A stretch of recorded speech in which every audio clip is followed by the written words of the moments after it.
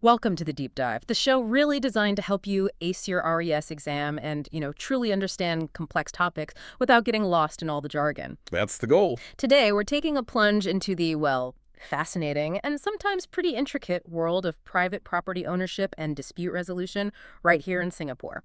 If you're gearing up for your RES exam, or maybe you're just curious about how strata living actually works day to day, you are definitely in the right place. Absolutely.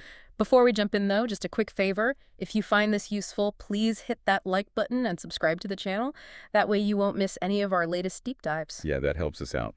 So our mission today, it isn't just to explain things, it's really to demystify them. Right. We want to cut through the complexities surrounding strata-titled properties, really clarify the specific responsibilities that come with being an owner, and also shed light on the different ways disputes get resolved. We're aiming for those aha moments, turning abstract ideas into clear, practical understanding. Okay, let's kick things off then. Imagine you're thinking about buying a place, maybe your first condo. You really need to understand the foundation first. So what exactly is a strata title? Why is it so fundamental here in Singapore? Okay, so a strata title, it's basically a form of ownership. It's designed specifically for buildings like multi-level apartment blocks or even developments spread out horizontally, but where there are shared areas. Shared areas like pools, gyms. Exactly. Pools, gyms, gardens, stairwells, driveways, the lot. It's a pretty clever system, actually. It lets you own your specific unit, your apartment, your condo individually, but at the same time, you also get shared ownership of all those common facilities. So it's like two types of ownership in one. In a way, yes. And it's fundamental in a place like Singapore because, well, we live pretty densely. It's yet the most efficient way to manage these shared living spaces when you have many owners in one development. Allows everyone to coexist and collectively look after the communal bits. It actually started in New South Wales, Australia, fun fact. But it works so well, it's been adopted widely, and Singapore is a prime example of where it's really essential. Okay, that makes sense. Dual ownership, private unit, shared common space. Now, here's where it gets really interesting. Managing those shared spaces. This brings us to the Management Corporation's strata title, or MCST. How are these vital bodies formed and what's their, main job? Right, the MCST. You can think of it as the managing body, the sort of government for the condominium or any complex with multiple owners and shared facilities. Its formation is all guided by Singapore's Building Maintenance and Strata Management Act. That's the BMSMA. It usually comes into being when a project is nearing completion. The developer submits a strata title plan, applies to the SLA's registrar of titles, and boom, the MCST is legally formed. So it exists even before people fully move in. Often, yes. And during what's called the initial period, typically the first year after it's formed, the developer is actually responsible for managing the property. They have to set a bank account for the MCST, deposit all the maintenance fees they collect into it, keep proper records, all that admin stuff. So the developer runs the show initially. They do. Though it's worth noting, if the Commissioner of Buildings thinks the developer isn't doing a good job, they could step in and appoint a separate managing agent. But the real transition happens later. The collective responsibilities, the control, it gets formally handed over to the property owners themselves, the Subsidiary Proprietors, or SPs, that's the official term, at the very first annual general meeting, the AGM. Ah, the first AGM. That sounds important. It's crucial. That's where the owners, the SPs, elect the Management Council. That council can have up to 14 members, including key positions like a chairperson, secretary, and treasurer. They also decide, collectively, on the annual contributions, the maintenance fees everyone pays for the upcoming year. So why is an MCST so necessary? Couldn't owners just sort things out themselves? Honestly, probably not effectively. Imagine trying to get hundreds of individual owners to agree on, say, hiring a security company, or scheduling pool cleaning, or fixing a lift. It would be chaos. Yeah, I can see that. The MCST provides that structure for self-governance. Because these common facilities are co-owned, you need a central body to ensure essential services are managed properly. It's absolutely crucial for, well, peaceful living and also for maintaining the value of everyone's property. Okay, so it's really the engine room of the community's management. Now let's shift perspective. You've bought your unit, you're an SP. What does this actually mean for you day to day? What responsibilities do you carry in this collective setup? Right. Being an SP, it's definitely more than just owning your four walls. Your involvement really extends to the entire estate. First off, there's a sort of fundamental duty to participate actively, to help maintain the quality and the value of the whole place, not just your own unit. Actively participate, like going to meetings. Exactly. Attending and, importantly, voting at general meetings is highly encouraged. It's actually pretty crucial because of the decisions made there, who sits on the council, how much the maintenance fees are, which contractors get hired, they directly impact you, your wallet, and your property's future value. Think of it like being a shareholder. Your vote matters, and your voting power, by the way, is determined by your unit's share value. We can touch on that more later. Ignoring these meetings means you're letting others decide things for you. And there's a catch if you don't pay your fees. A big one. If your maintenance contributions are in arrears, meaning you haven't paid up, you can actually lose your right to vote at these meetings. So definitely keep on top of those. Okay, so participation in voting. What else? Finances, obviously. Paying your monthly maintenance contributions on time. These fees cover everything for the common areas upkeep, facilities management, contributing to a sinking fund for major future works, insurance for the estate, utilities like water and electricity for common areas, security services. The list goes on. And the amount can change. Yes, it's reviewed annually at the AGM, based on the budget needed for the year ahead. Then there's the whole aspect of being a good neighbor. Practicing consideration, managing noise levels, making sure you don't clutter up common corridors with personal stuff like bikes or shoe racks, just respecting the shared space. Standard neighborly stuff, basically. Pretty much. And closely related is complying with the bylaws. There are prescribed bylaws set out in the BMSMA, but the MCST can also make additional ones specific to your estate. These cover all sorts of things: safety rules, security procedures, pet policies, parking regulations, how garbage disposal works, general conduct. And here's a critical point, especially for the exam. Once these bylaws are enacted by the MCST, they are binding on everyone, even if you weren't there for the vote or you don't personally agree with them. Wow, okay, so you need to know the rules.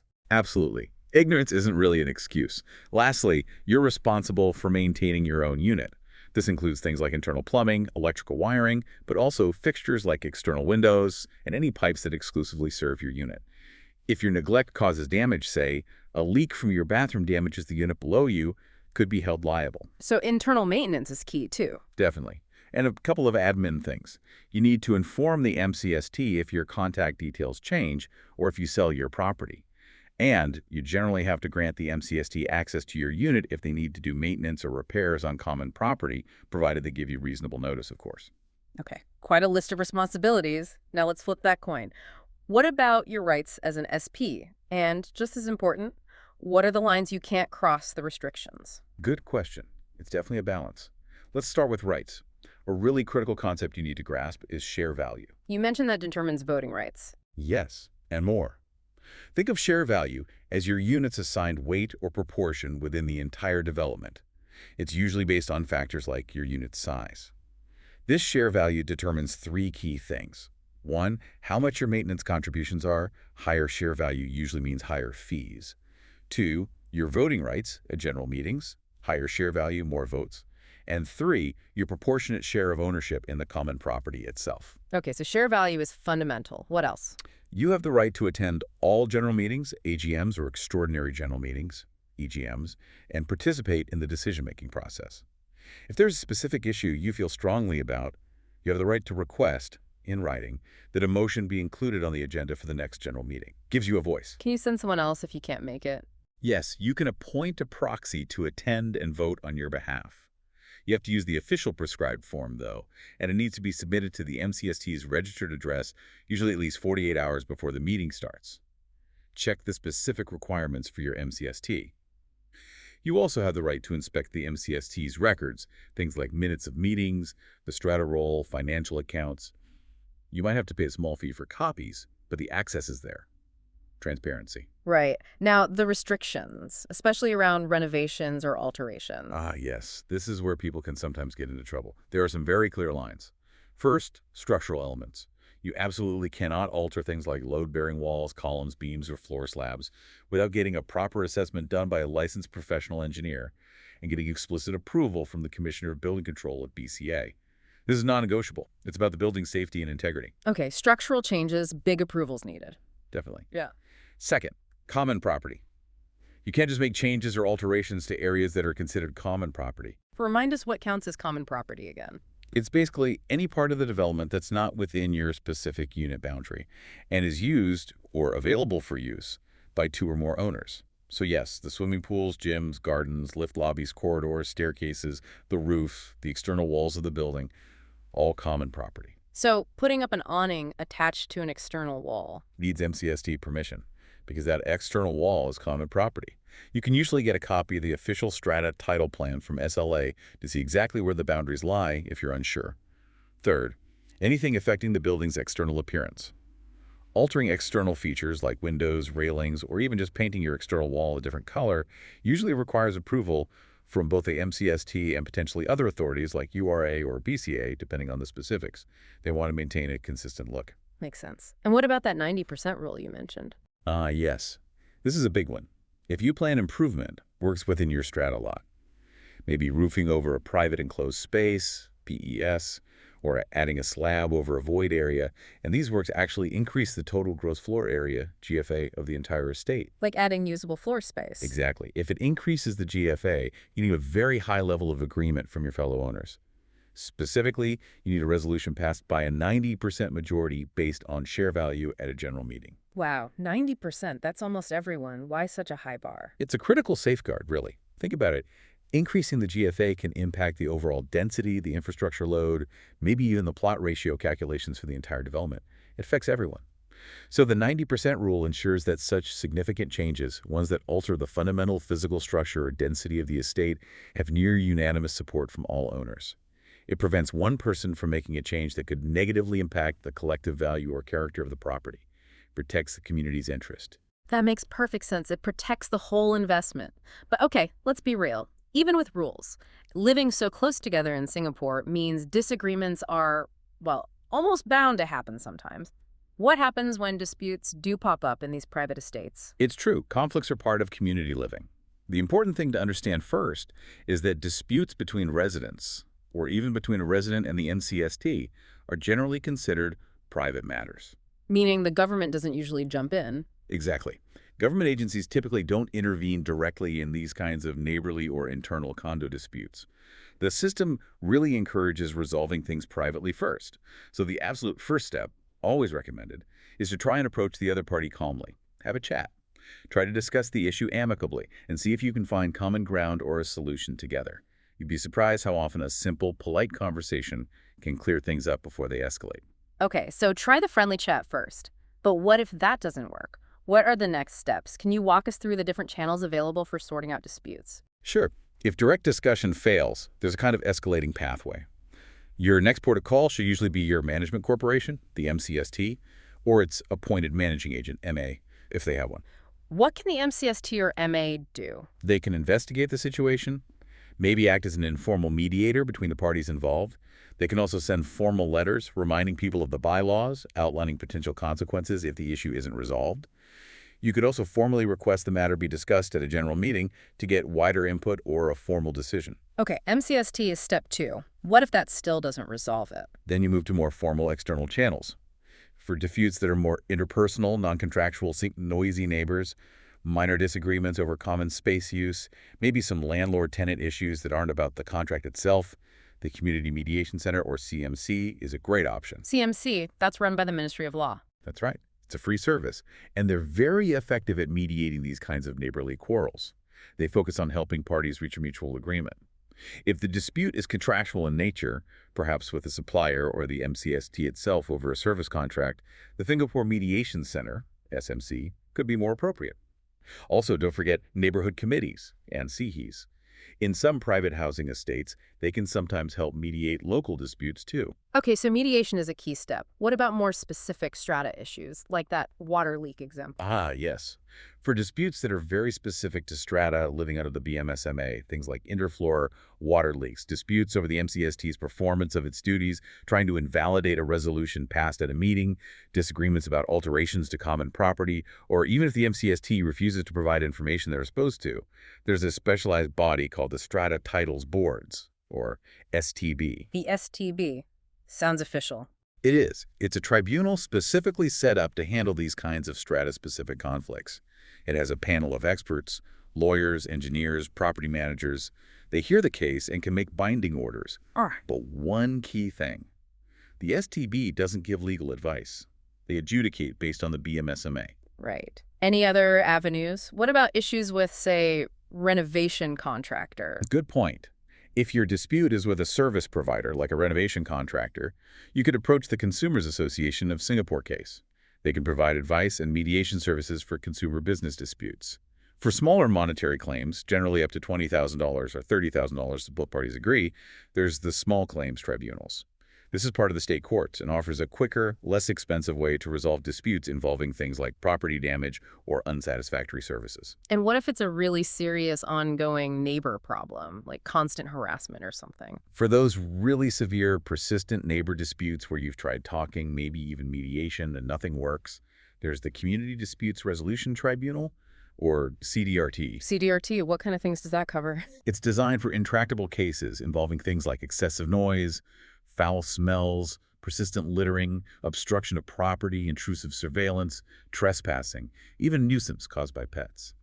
The CDRT has more teeth. It can issue court orders, award damages, order someone to do something specific, or even order an apology. It's really for when neighborly relations have completely broken down. So, quite a few layers. It sounds like you really need to pick the right channel for the right problem. Absolutely. Using the wrong channel can waste time and effort. Knowing whether it's a personal dispute for CMC, a strata-specific issue for STB, or a severe ongoing nuisance for CDRT is key. What do you think is the biggest misconception people have when they run into these kinds of strata living disputes? I think, echoing what we said earlier, it's the idea that some higher authority, like the government or police, will immediately step in and fix every little argument. Right, the call the authorities instinct. Exactly. But the reality, particularly for strata properties, is that the system is built heavily on self-governance and using these specific tiered dispute resolution channels first. The MCST, mediation, the STB, these are the primary routes. It's about empowering the community and the owners to manage their own affairs before escalating externally. That's a really important point. Okay, can you give us some concrete examples, common disputes listeners might face, and how they typically play out using these channels? Sure, let's take the classic obstruction of common property, like someone leaving shoe racks, bicycles, or potted plants in the common corridor. Happens all the time, I bet. Very common. So step one, polite request directly to the neighbor. Could you please move your items? If that doesn't work, step two, report it to the MCST or MA. The MCST can then formally approach the owner, maybe send out a circular to all residents reminding them of the bylaws about common property obstruction. If it persists, the MCST might issue a formal warning or notice. If it still continues, they could potentially apply to the court for an order compelling the owner to comply with the bylaws. Or if the obstruction poses a fire hazard, they might even inform the SCDF. So it escalates through the MCST primarily. What about the interfloor water leakage? The dreaded leak. This often causes a lot of friction. The typical presumption under the BMSMA, unless proven otherwise, is that the leak originates from the upper floor unit. So the recommended first step is for the upper and lower floor owners to cooperate.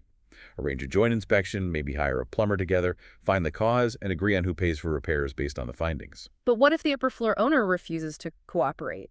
That's where it gets tricky. If they can't resolve it amicably, either owner can approach the MCST. The MCST might try to facilitate a joint inspection or mediate. If that fails, the MCST would likely advise the affected parties that their next step is to file an application with the Strata-Titles Board, STB. The STB can then investigate and issue orders, including ordering access for inspection or determining liability for repairs. So STB is the key forum for leaks if neighbors can't agree. Yes, for unresolved interfloor leaks, STD is usually the way to go. Lastly, let's consider nuisances or inconveniences, maybe persistent loud music late at night, or issues with a neighbor's pet causing disturbances. Noise complaints must be common too. Definitely. Again, step one is always calm, direct communication with the neighbor. Explain the issue politely. If that doesn't work, escalate to the MCST. The MCST can intervene by reminding the resident of the bylaws regarding noise or pets, send circulars, maybe issue warnings. If the nuisance is severe and ongoing, the MCST could potentially apply to the court for an order. They might even consider proposing a new, specific bylaw at the next AGM to better address the issue if it's widespread. And of course, if it reaches the level of persistent, unreasonable interference covered by the CDRT Act, that tribunal becomes an option for the affected resident. Okay, those examples really illustrate the process. Now, let's zoom out a bit. Moving beyond just strata living and disputes, what other core aspects of private property ownership are really crucial to understand, especially for someone aiming to, ace their RES exam? Good idea. It's important to connect these specific strata issues to the broader property landscape. First, let's revisit the property title deed. We mentioned it briefly, but it's absolutely fundamental. It is the legal document proving who owns the property and outlining the associated rights and responsibilities. And verifying it is key. How do you do that properly? Verification is critical. The main tool here is the Singapore Land Authority's Integrated Land Information Service, that's NNLIS. You can go online, pay a small fee, and perform a title search. This search gives you vital details: the current registered owner's name, the property address, the type of title, and crucially, any encumbrances like mortgages or caveats registered against the property. Why is checking for encumbrances so important? Because an encumbrance indicates someone else might have a legal claim or interest in the property. A mortgage means a bank has a claim until the loan is paid off. A caveat might mean someone else has lodged an interest, maybe related to a sale or a dispute. You need to know about these before buying. Engaging a good conveyancing lawyer is also essential. They will conduct these searches, interpret the results for you, check for any discrepancies, and ensure the whole transaction complies with Singapore law. Any red flags to watch out for during verification? Definitely. Discrepancies in names or property details between the deed and other documents. Undisclosed encumbrances that the seller didn't mention. And a big one: if the seller seems reluctant to provide the original title deed for inspection, always be cautious. And consider hiring a licensed surveyor to physically verify the property boundaries match the title plan, just to avoid future disputes. Okay, so verify thoroughly. Then, after you buy, Updating the title deed is the next crucial step. Your lawyer handles this by lodging a transfer document with the SLA.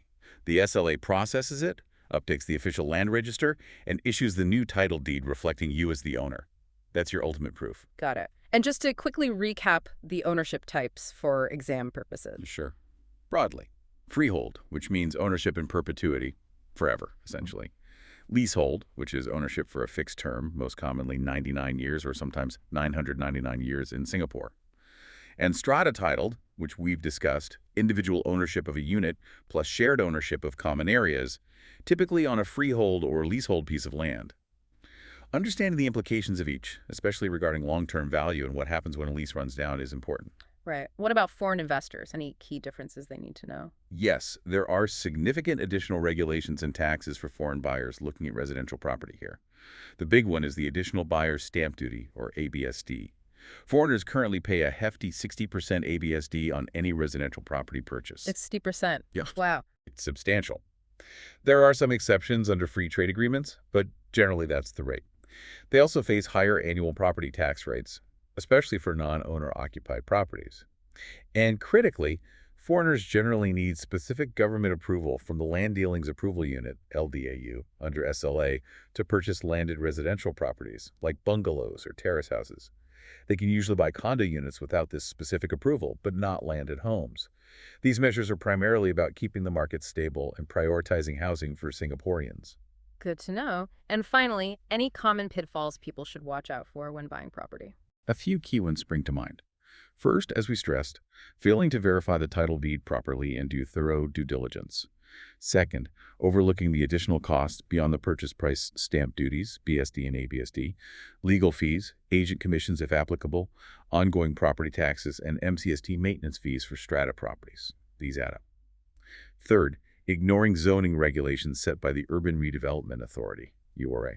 You need to know what the land is zoned for and any future development plans nearby. Fourth, simply rushing the process. Buying property is a huge decision. Take your time, get professional advice, don't feel pressured. Great checklist of warnings. Now, you mentioned how these areas connect. Are there other related concepts important for the RES exam context? Yes, absolutely. It's all interconnected. For instance, you need to understand financial regulations imposed by the Monetary Authority of Singapore, MAS, like loan-to-value LTV limits, which restrict how much banks can lend you based on the property value, and the total debt servicing ratio, PDSR, which limits your total monthly debt repayments, including the potential mortgage, to a percentage of your gross monthly income. These affect borrowing capacity significantly. Understanding the URA master plan is also crucial. It's Singapore's blueprint for land use, guiding development density, transport networks, green spaces, everything. It's reviewed every 5 years and impacts long-term property value and livability. So the master plan shows future developments. It gives a strategic overview, yes. You should also be aware of government cooling measures, things like ABSD adjustments or tighter LTV limits, which are implemented periodically to manage property market fluctuations. And a couple more specific terms. The strata roll, that's the official register kept by the MCST, listing all the subsidiary proprietors, their addresses, and importantly, their share values. And the role of a key executive officer, key EO, that's the person responsible for the overall management and supervision of a real estate agency. All these pieces fit together in the real estate puzzle. Wow, okay, that was a truly comprehensive deep dive. We've covered strata titles, MCSTs, owner duties and rights, dispute resolution pathways, title deeds, ownership types, a lot. So, boiling it all down, what are the absolute key concepts you really want our listeners to walk away with today? Okay, let's summarize the core takeaways. First, really understanding strata titles and the absolute integral role of the MCST is fundamental if you own or plan to own private property, like a condo in Singapore. It's the bedrock of how these communities function. Second, remember that as a subsidiary proprietor, you're not just a passive owner. Your active participation, attending meetings, voting, knowing the bylaws, is just as crucial as understanding your rights to use the facilities or inspect records. It's a two-way street. Third, dispute resolution in private estates follows a clear, escalating path. Always try amicable discussion first. If that fails, use the established channels, MCST, then mediation, CMC, then specialized tribunals like the STB or CDRT if necessary. Don't just jump to the end. And finally, thorough due diligence is paramount in any property transaction. This especially includes verifying title deeds, meticulously using NLIS, understanding the different ownership types, freehold, leasehold, strata, and being aware of all associated costs and regulations. Don't skip the homework. Excellent summary. Those are really the cornerstones. Before we wrap up, here's a final thought for you, our listeners, to maybe mull over. How might taking a more proactive approach, really understanding your MCST's bylaws, actively participating in those AGMs, maybe even volunteering for the council, how might that not only better protect your significant financial investment, but also genuinely, profoundly enhance your day-to-day living experience within your strata community? Something to think about. We really hope this deep dive has been incredibly helpful, whether you're studying to ace your RES exam or simply want to be a more informed private property owner or resident in Singapore. If you found value in our discussion today, please do hit that like button, subscribe to our channel for more insights like this, and maybe share it with friends or colleagues who could benefit too. Thanks so much for joining us.